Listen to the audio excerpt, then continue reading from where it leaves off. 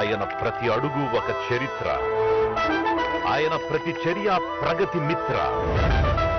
ఆంధ్రప్రదేశ్ విద్యారంగం అనే అధ్యాయంలో జగనన్న లిఖించినవే సువర్ణాక్షరాలు.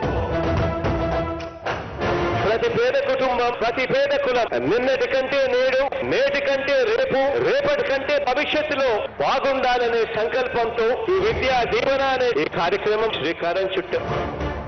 అక్షరాన్ని నువ్వు దిద్దితే అది నీ పేరు చరిత్రలో లిఖిస్తుంది. అలాంటిది ఈ 4 ఏళ్ల కాలంలో లక్షలాది మందికి విద్యా దీవెనలు అందిస్తున్న జగనన్న పేరు ఆయా విద్యార్థుల గుండెల్లో సువర్ణాక్షరాలతో లిఖించబడింది అనడానికి ఎన్నెన్నో ఉదాహరణలు, మరెన్నో నిదర్శనాలు.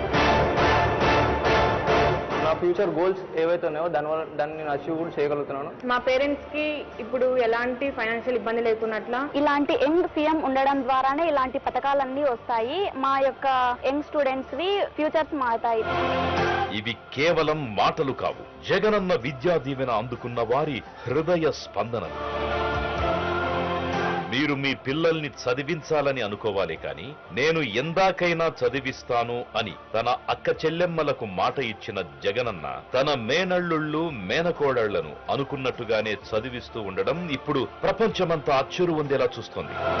పేదరికం వల్ల చదువులు మానేస్తా ఉన్న పరిస్థితి ఎప్పటికీ రాకూడదు. ఆ చదువులకు భరోసా ఇస్తూ ఈ జగనన్న విద్యా దీవెన అన్న పథకాన్ని గొప్పగా అమలు చేస్తా ఉన్నాము అని చెప్పి సగర్వంగా తెలియజేస్తా ఉన్నాను.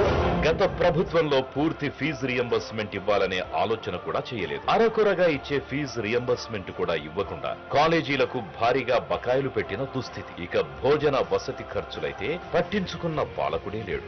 ఫైనల్ పరీక్షలు రాసినా ముగుస్తున్న విద్యార్థులు ఇబ్బంది పడకూడదు అన్న ఉద్దేశంతో ఆయా త్రైమాసికాలు ముగియకముందే 2023 మే ఆగస్టులో 2 లక్షలకు పైగా విద్యార్థులకు మేలు చేస్తూ 186 కోట్ల రూపాయలు ఇప్పటికే విడుదల చేసింది ప్రభుత్వం.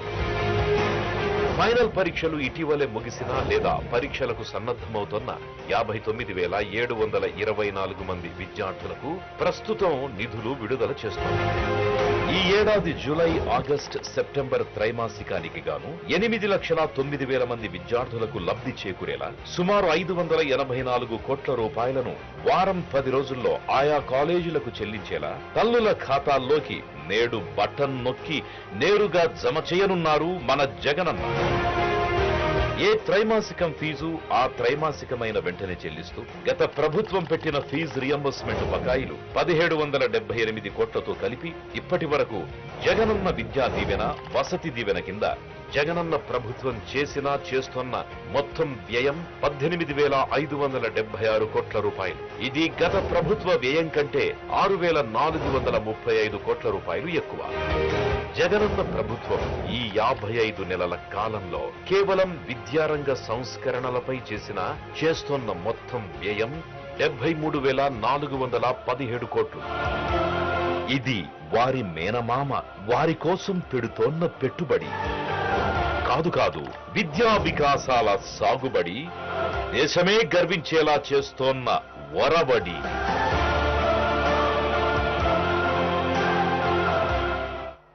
That was wonderful video. ఇప్పుడు స్థానిక శాసనసభ్యులు శ్రీ గ్రంథి శ్రీనివాస్ గారిని మాట్లాడవలసిందిగా కోరుతున్నాను.